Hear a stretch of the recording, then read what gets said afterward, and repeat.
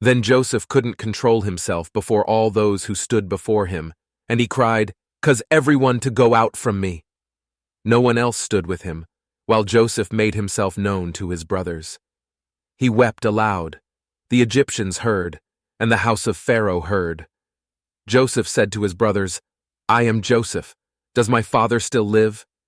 His brothers couldn't answer him, for they were terrified at his presence. Joseph said to his brothers, "Come near to me, please." They came near. He said, "I am Joseph, your brother, whom you sold into Egypt. Now don't be grieved nor angry with yourselves that you sold me here, for God sent me before you to preserve life. For these 2 years the famine has been in the land, and there are yet 5 years, in which there will be no plowing and no harvest. God sent me before you to preserve for you a remnant in the earth, and to save you alive by a great deliverance. So now it wasn't you who sent me here, but God, and he has made me a father to Pharaoh, lord of all his house, and ruler over all the land of Egypt. Hurry, and go up to my father and tell him, 'This is what your son Joseph says, God has made me lord of all Egypt. Come down to me, don't wait.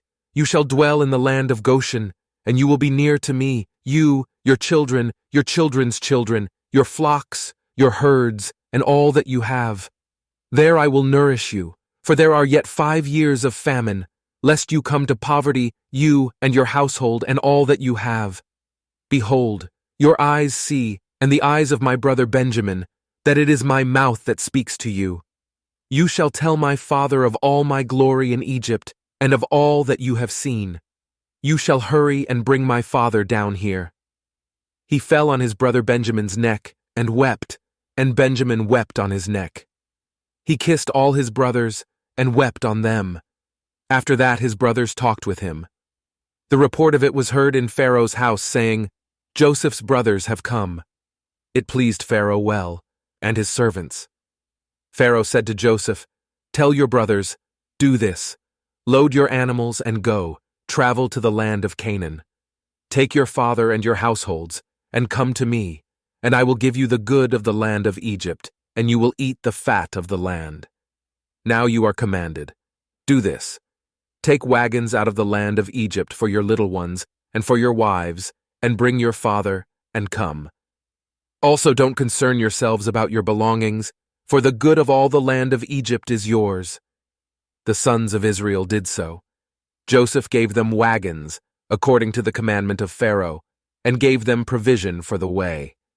He gave each one of them changes of clothing, but to Benjamin he gave 300 pieces of silver and 5 changes of clothing. He sent the following to his father: 10 donkeys loaded with the good things of Egypt, and 10 female donkeys loaded with grain and bread and provision for his father by the way.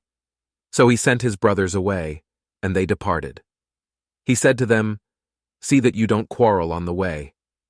They went up out of Egypt and came into the land of Canaan, to Jacob their father.